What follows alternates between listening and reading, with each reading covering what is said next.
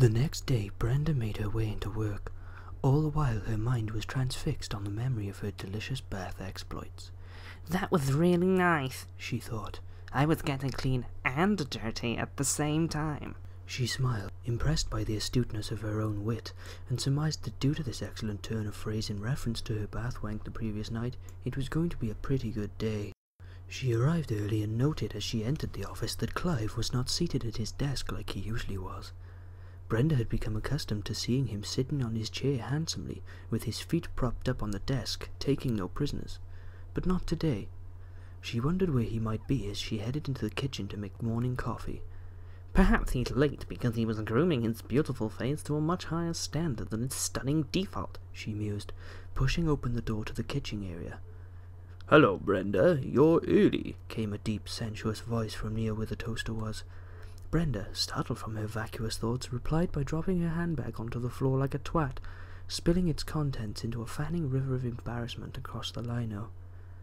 "Oh, poppycock!" she exclaimed in frustration, kneeling down to scoop up the wayward items. "I'm such a clumsy slag." "Yes, you are," Clive said, and Brenda couldn't help but notice his voice sounded much closer than before. She looked up and was confronted by his groin, because he was standing literally right in front of her. So close, in fact, that had her nose been slightly longer from birth, it would have rubbed his bell end when she lifted her head. She looked up and saw him smiling at her with a cup of coffee and a piece of toast, and she blushed before frantically gathering up her tampons and shoes and wallpaper swatches, or whatever it is girls keep in their bags. He bit down with a satisfying crunch on his golden brown toast, watching her swipe at the indescribable tubes of weird makeup bullshit and piled it into her bag. She couldn't help noticing the bulge out of the corner of her eye, and kept involuntarily glancing at it.